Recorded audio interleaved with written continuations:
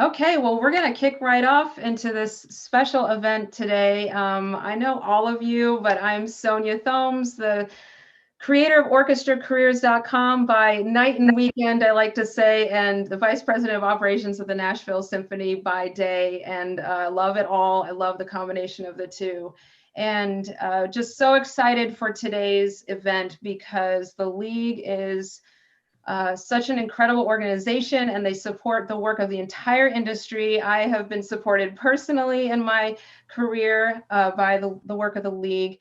And so I felt it was so important that we connect you all to the work of the League now, because the League shares our enthusiasm here at orchestracareers.com for welcoming students better and equipping them well to give them every advantage for their best career with orchestras. So without further ado, I'm going to introduce our guests from the League of American Orchestras today, and then we're going to share a little bit about what the League is, and then we'll have plenty of time for Q&A about that, and then we're going to focus on the annual conference that's coming up here in June and why you need to know about it. And we've got a fantastic deal for students and recent grads to attend their very first conference.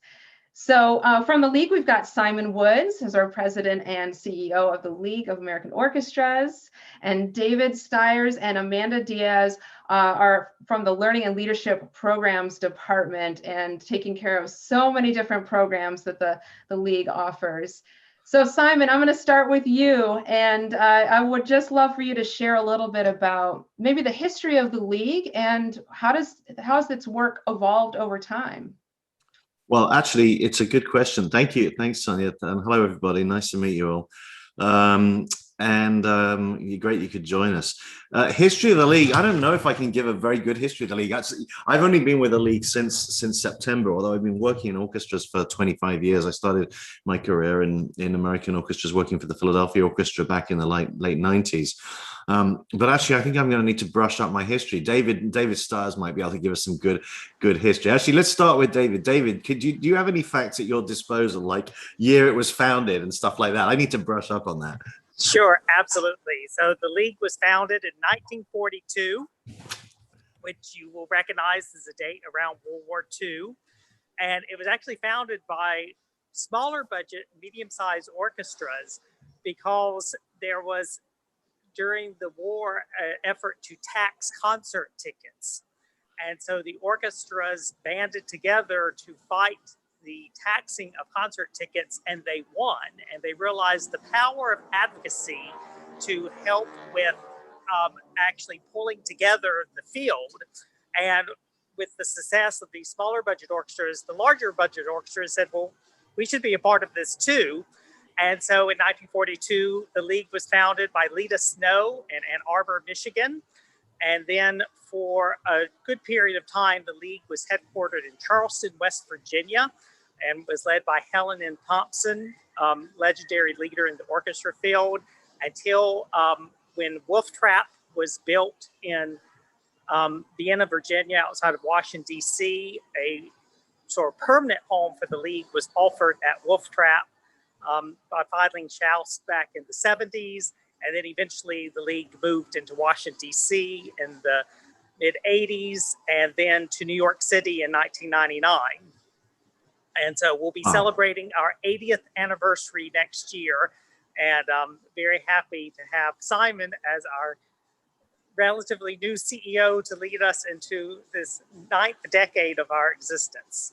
Wow, David, I'm amazed. That's like instant recall on League of American Orchestras facts. That's great. So actually, some of that I didn't know. Really interesting.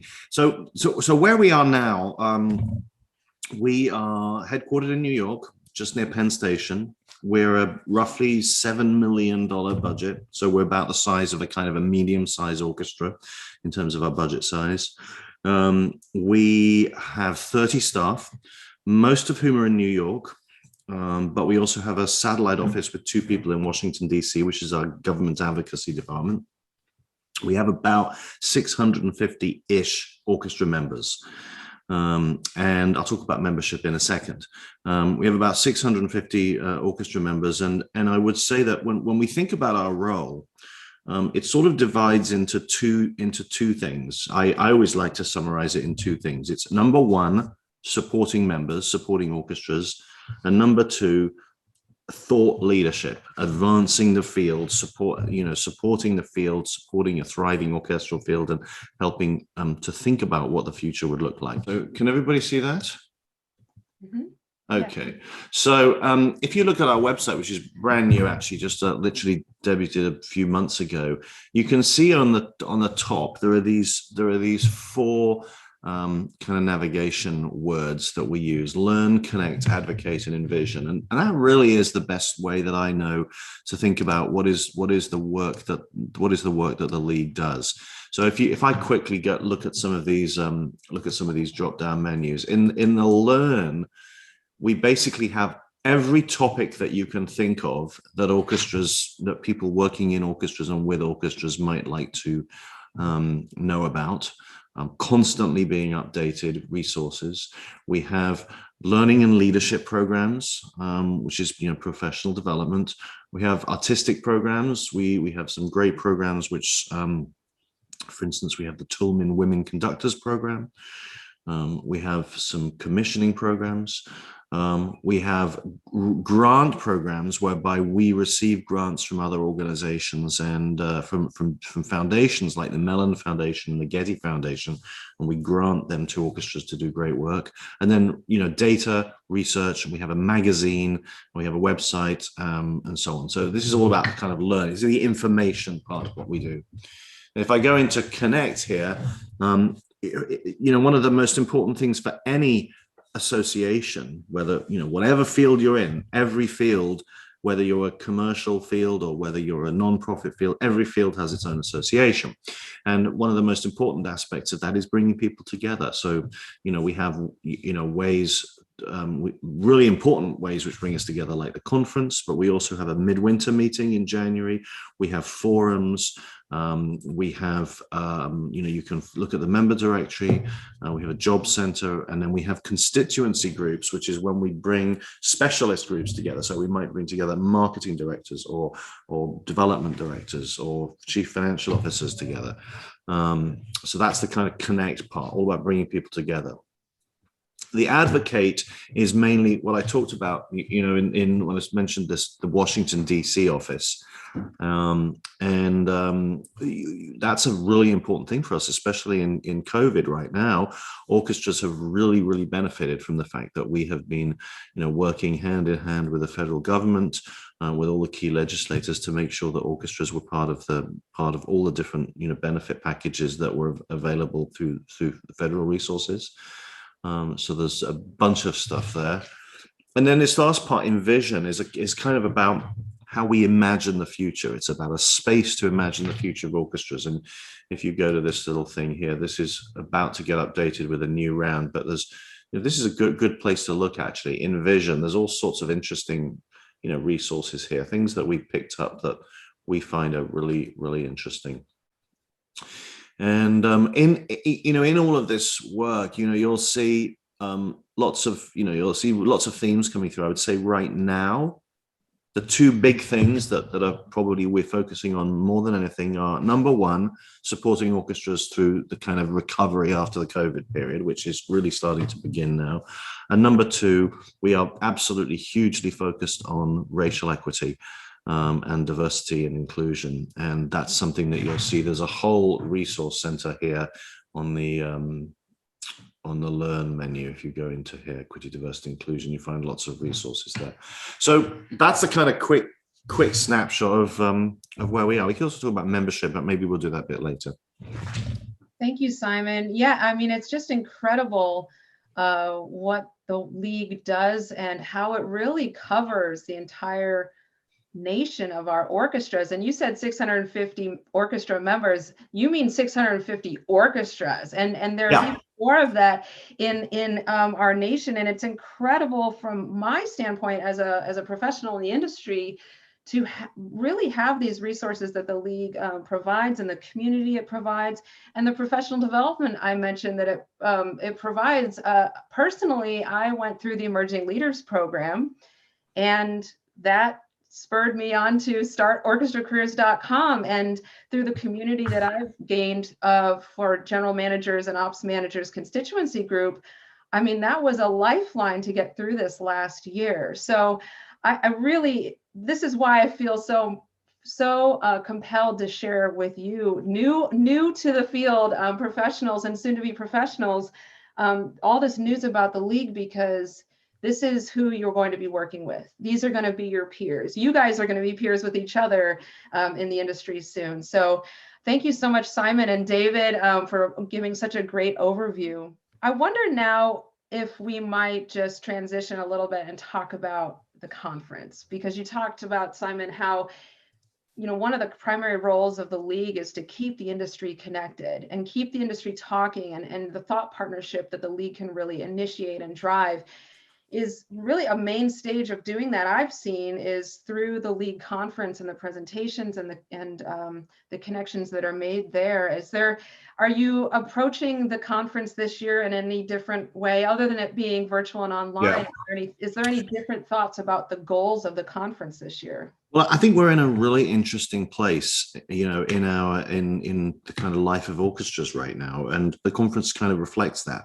On one hand, orchestras have been, traumatized, by the last year in not being able to play, or in some places they have been able to play with audiences, just a handful of places. In some places they've been doing digital, but in any case, it's been a moment of extraordinary upheaval, and so. The question for us, and we've been trying to support orchestras with a lot of resources through this period, but I think this conference is a little bit about looking beyond that, and we call the title for the conference is Embracing a Changed World, and I think what we all recognize here, and you can pick up this subject every time you open a newspaper or go onto the internet in a way. The whole world has totally changed since COVID. It's not only COVID in the way it's made us think differently, but it's also the racial reckoning which has happened during last year and this year. And I think we're going back into a very different world from what we all, left 1 March, the whatever it was, 11th last year. So the conference really is kind of designed to reflect that. It's designed to ask the big questions of, as we come back now, how do we come back better? How do we come back more inclusive? How do we come back more dynamic and thrive even more than we did before? So we're really going after those big questions. And of course, people are still going to spend a lot of time talking about really technical questions, things like what are your protocols for bringing orchestras back on stage? Are you using masks? Are you requiring vaccinations? Or those kind of, how are you using digital streaming and so on? Those questions will also get answered. But we're trying to get everybody to stay focused on the big picture. Where do we go from here? What comes next? Mm-hmm. So Simon, you and I got a chance to talk about, I guess 6 months ago, about our shared enthusiasm for welcoming students better. And I wonder if you might just tell us a little bit more about why you feel it's so important that we're welcoming students to the conference this year. Sure. Well, it is kind of personal for me. I was a music student. I played the clarinet, and then I was a conductor and composer. I always thought that I would, have a career as a performer. In the end, that wasn't to be. But when I think back, about my own journey into the profession, I realized I was in the UK. I only came to the US in 97, late 90s. So, when I think back to my time as a student, I really had no idea what the orchestra profession looked like. I had no idea what the jobs were. I had no idea of the opportunities. I had no idea of the different routes that might be available for me to still work in music, even though I wasn't going to be a performing musician. And so it is kind of important to me that we make sure that we create those connections. And I think, the League has, we do have student membership, and, I'll talk about that a bit later, but I think we need to do a much better job at the League of bringing the student population into this picture, so that people know that this is a great place to work. The orchestra business is a fantastic place. It's full of amazing people who are incredibly dedicated and love the work at every level. It's not just about the musicians you see on stage. It's about administrators and recording engineers and travel agents and people, a huge range of different professions that support orchestras and support the music. And so it's a great place to work. And I think, hopefully we can start to do a better job getting that message out about what the range of career opportunities are. I couldn't agree more. And the folks on this call know that's a passion of mine, to spread awareness of the careers off the stage, and then just get people fast tracked to where they want to be in the industry. So let's transition and talk a little bit more about conference. And I actually want to get pretty specific about, if you folks on the call right now come to conference, what you can expect, how we can help you have a great conference experience, and then what's after conference. This is just the entryway for this time, because we do want you to become members now of the League, and there's so many benefits that you've already started to hear about. So we'll talk about conference and then what's kind of beyond. So I think I'll share my screen here, because I'm going to jump over to the schedule, as this will give you a better sense of what the structure of the conference is like. And Amanda or David or Simon, you can jump in, but I just spent some time digesting this, and I just love the way this is laid out. And so essentially you'll see the conference is June 7th through 17th. And Monday through Friday in the afternoons, Eastern time, there's going to be a lot of content. And the whole conference is opening with a keynote session with Wynton Marsalis, which is so exciting. And then each day there's kind of a theme, and each evening there's a performance. And so if you come to the conference, registration will get you into all of this stuff, which is so exciting. I mean, you will, and I believe, correct me if I'm wrong, but I believe if you miss it live, you can still play. Okay. That's correct, Sonja. Everything will be recorded, and we will have access to those recordings for several weeks after the conference is over. Excellent. So this, I'll be sure to share the conference website is leagueconference.org, so you can check it out, and there's a whole lot of information. There seems to be more information added every time I look, which is really exciting. But Amanda and I have been working hard over the last few months, and Amanda, I'd love to have you join this conversation now. And we've been working on just trying to get actual student-focused content as well. Can you talk a little bit about the constituency group that we're forming for this conference for students and what they can expect? So like Sonja said, the conference is over a couple weeks, June 7th through 17th, and we'll have 3 sessions for students. Right at the top, June 7th, we'll be talking about how to get the most out of conference. What the sessions that might be extra interesting for students would look like, highlighting some because there's so many. So, if you want to hop onto one's live, we'll kind of pick some that would be really helpful for students in particular. Then the following week, June 14th, is constituency day. So each constituency, like Simon was saying, we have marketing, finance, the executive directors split out from the different budget groups. I'm also the youth orchestra division liaison. Everyone is meeting on June 14th, all throughout the afternoon. And for us, for the student group, that will be a career panel of sorts, which we'll have 5 professionals from the field joining us. We're going to start right into breakout groups, give everyone the chance to ask questions directly of these professionals who have been in the field. And then we're going to have a 5-minute lightning round, learn something that you might not necessarily have been taught in school that our professionals will teach in under 5 minutes.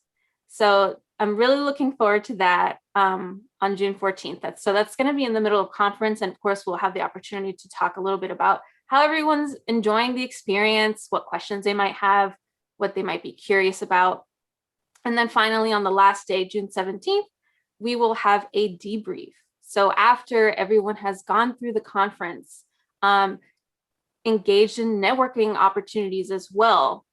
Definitely, I think every day we have more informal sessions, kind of facilitated chat dialogue, where you will be able to directly interact with professionals in the field who are attending conference. So on the last day, we'll have a student debrief session where we can talk about everything that, happened over the past couple of weeks. Again, any questions, curiosities, and that'll wrap up our conference experience. So that's all about conference. Thank you, Amanda. Yeah, Amanda, I really enjoyed working with you through this process, just to try to see, how we can make it as seamless as possible, but also just integrated into the whole conference experience. And from my friends here who have come to Orchestra Career Stuff before, that I already think of you as our colleagues. If you don't have a degree in your hand, that's okay. It doesn't matter. You are already our colleagues. So I'm so excited that we can just give you the keys to this whole conference. But Amanda, you and I have also been talking about how conference isn't the end, it's just the beginning. And Simon, I think maybe this might be the time we can talk a little about what does membership look like and what does it mean to be a member of the League, because the offer we have today is for a free annual membership for students and recent grads who graduated in 2020 and 2021, which will get you into conference for free. And more on that later. But being a member gets you access to these constituency groups through the year, more content, special discounts on webinars. There's so much more. So Simon, I don't know where you even want to begin, because it's just— Well, I just thought I might share this, share the screen again. If you go to join on our website, and you can see that here, join, here we go. So as well as orchestras, we have a lot of individual memberships. So these are the sort of orchestra kind of organizational memberships, but then we have personal professional memberships, business partner memberships. Those are things like acousticians and technical services, travel agents and so on who are members, volunteer membership, library membership. We have lots of different ways in which people can actually be members. And in fact, although we've got 650 orchestras who are actually official members in total, I think we have, I don't know, David, you know the number, like 1,500 or so, 1,200, 1,500?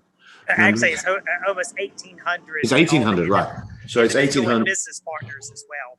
Right, including business partner members. So if you go into student memberships here, you can see that here you get the benefits you get. You get savings on conference. So those, we say we've got this special offer.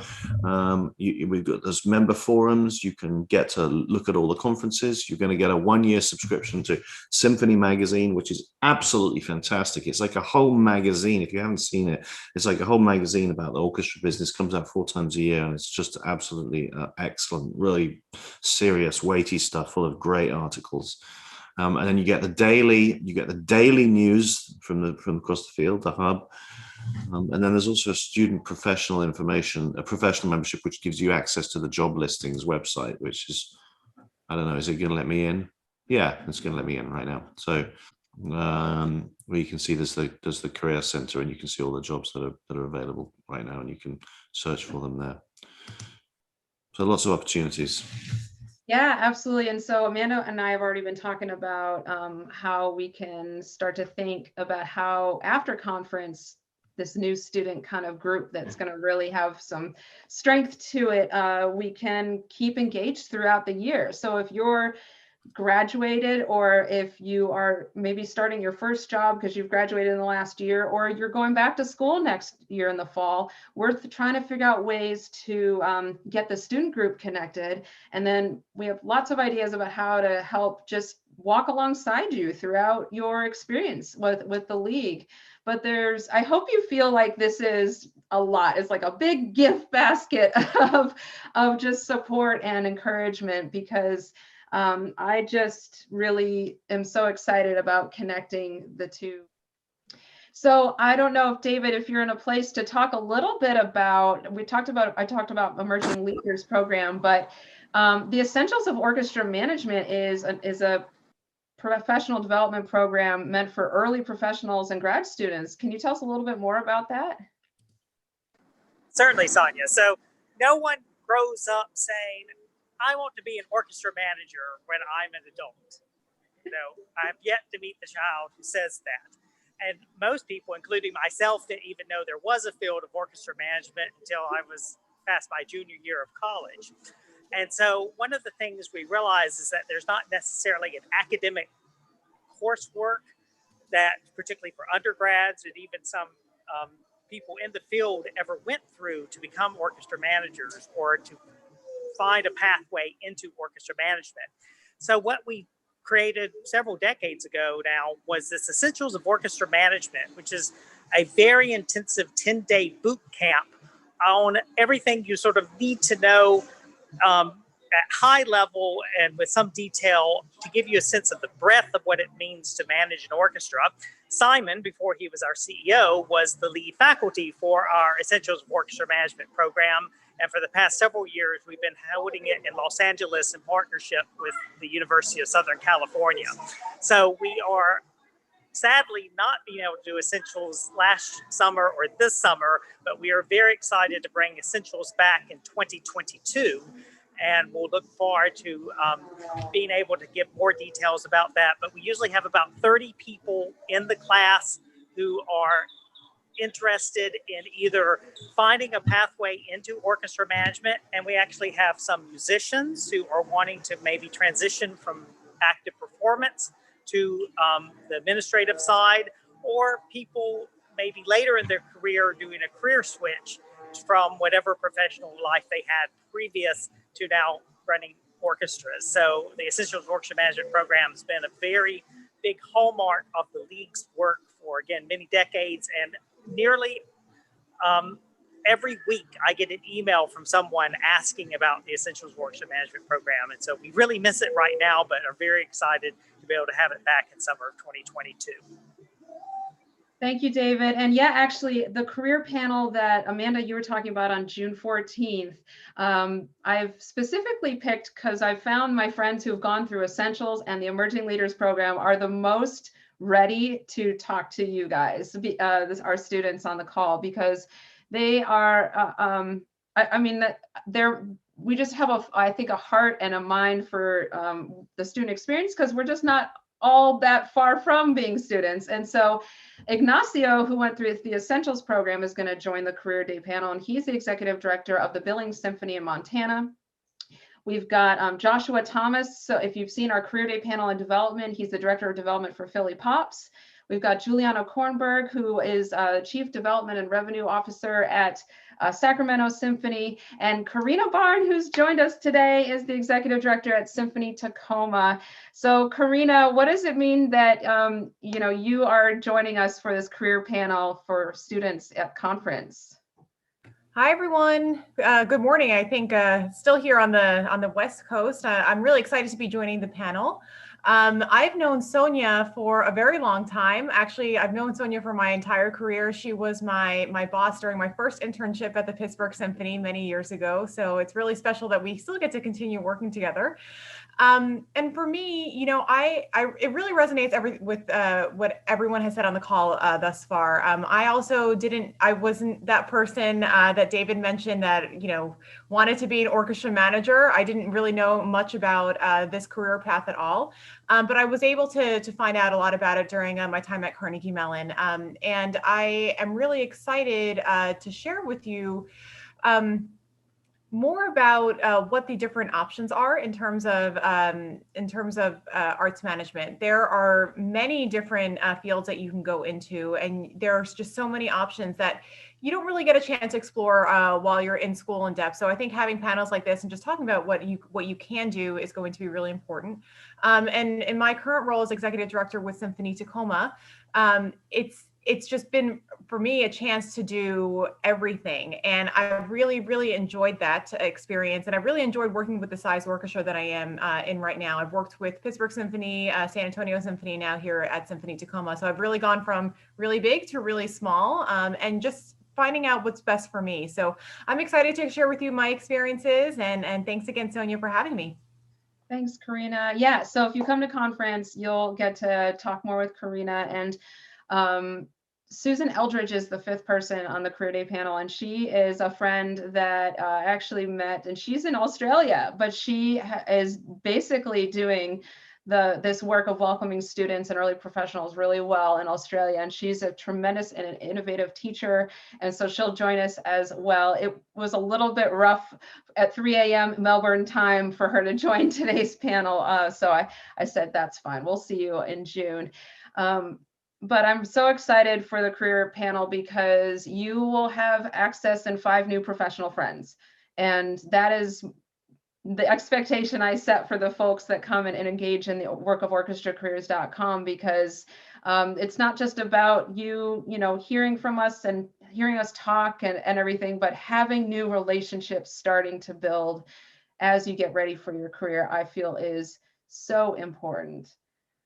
Well, I think we've done it. We've said everything we can possibly say, I think, about the conference and about the league, but I guess, are there any questions from our attendees?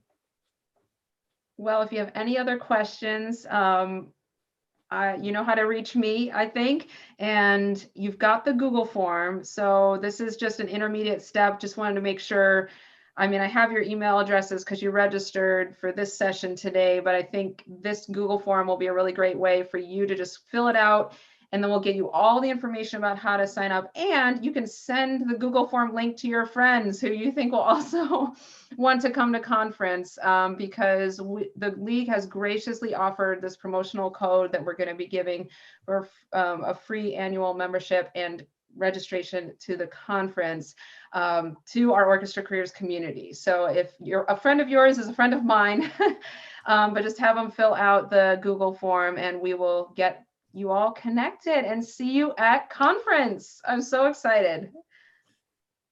Excellent. Thanks for joining, everyone.